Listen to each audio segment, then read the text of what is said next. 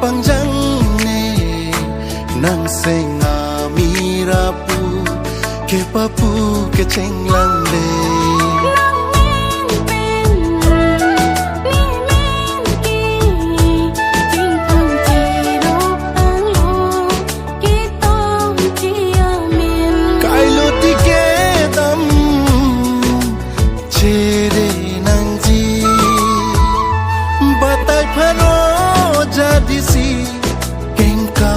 jor nang ji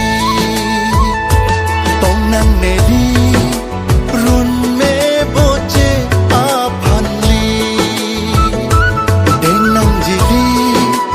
jadi parsi det api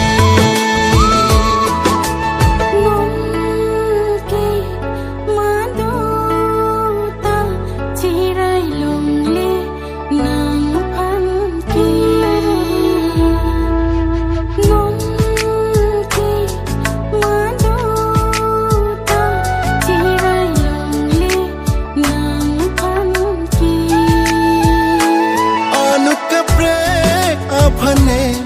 nang dim pekji un e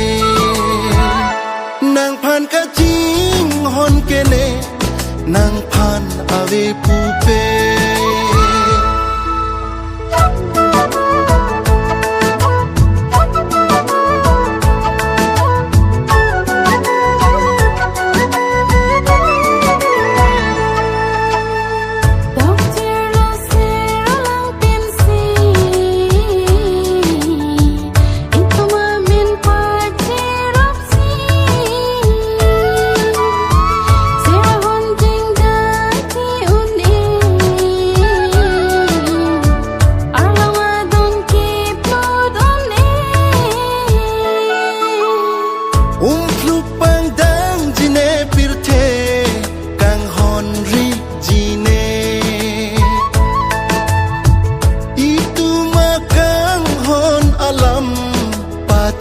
thang ji